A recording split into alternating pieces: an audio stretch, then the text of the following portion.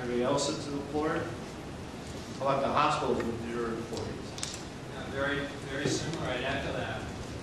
We compete on that basis. We challenge. We make sure that the employer has a stake in the game, co-pay the deductible, etc. So the old days of even John Deere people in this room might tell us that you had no stake. Give me everything. Give it to me now, and give it to me again next month. We're in that battle with city unions.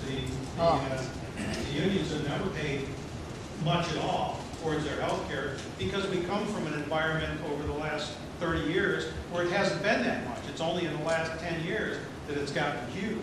And that number is so big now that it dwarfs the ability of the employer, even one who has the power to tax, to pay it. And yet it's worth very little to the employee. They don't understand it because they don't know how much it's costing.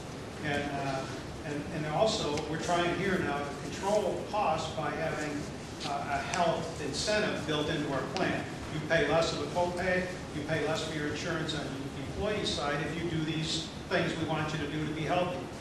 It's unproven, absolutely unproven, that we're going to come out ahead as an employer doing that. The employee will be better off because they'll look after their health a little bit. I'm not sure when everybody says, okay, we're pushing off these health care things, we're going to have non-obese children and we're going to have less diabetes, we're going to have less this and less that. Health care costs, mortality is 100%. We're still going to have people get sick and die. It's just a question of will they do it on our watch? Can we get them out the door before they get sick? Benevolent management speak. Back up that portion of the table. It's not wrong. Oh, Spraggle's gone. So control costs through employee Health incentive. Health incentives.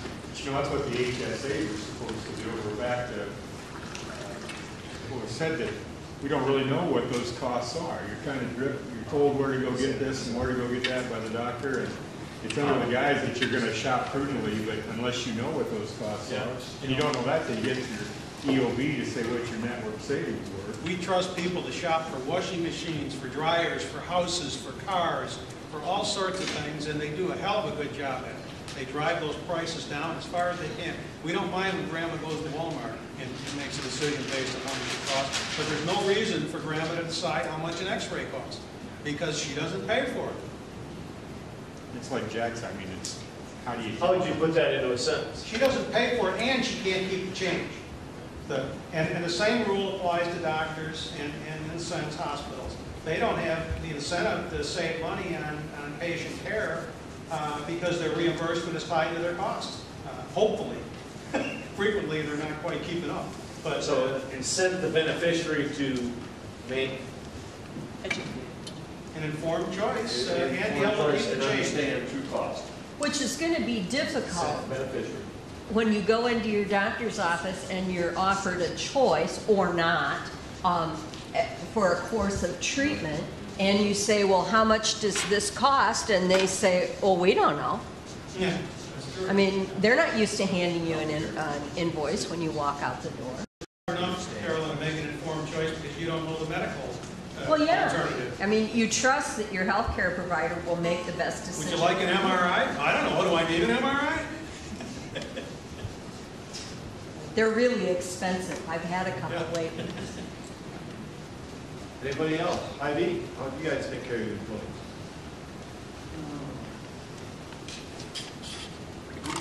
All our employees, and they have peers and stuff like that. We've gone through a whole wellness thing, testing blood sugars, questionnaires, and based on that, no smoking. So you can discounts on top of, you can pick the highest level tier, but if you go through the wellness questionnaire and you see the dietitian, get your blood tests and stuff like that, then you get even a bigger discount on top of your tier already.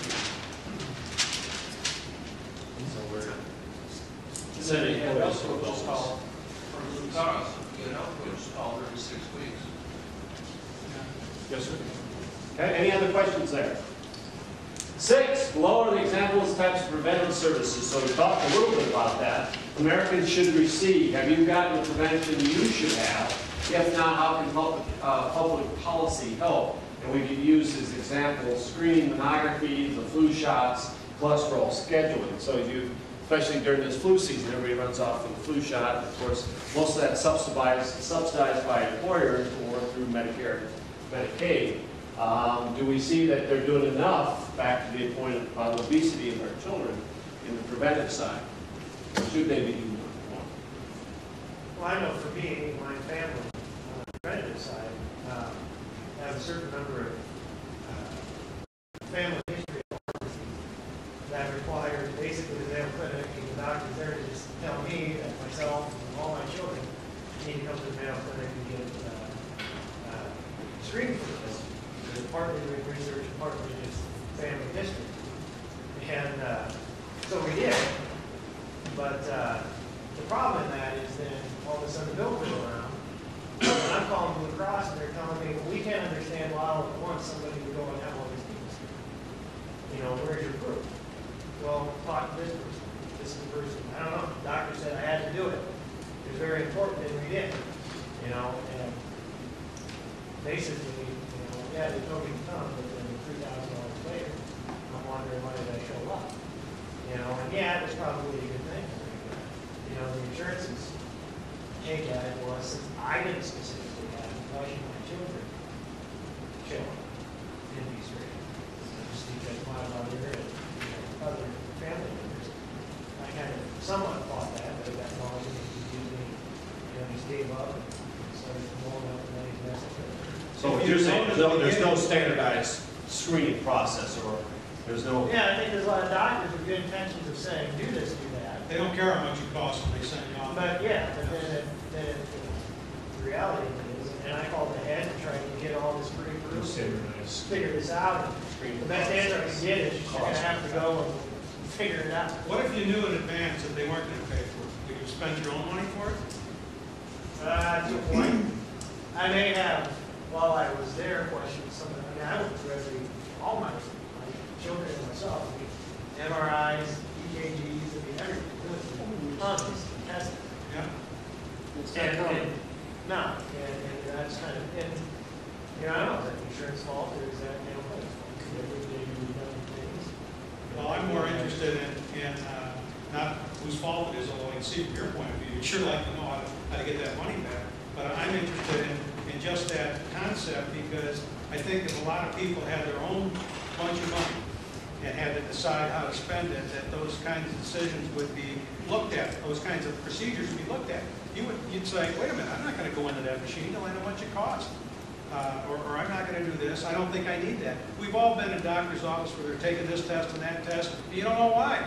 Why are we doing this? And the doctor doesn't want to take the time to explain, and he probably isn't worried about it because he's, I don't want to say he's got a bad motive, but he doesn't worry about it because he's going to get paid for it. And maybe it would help. Maybe 1 in 1,000 cases something come up.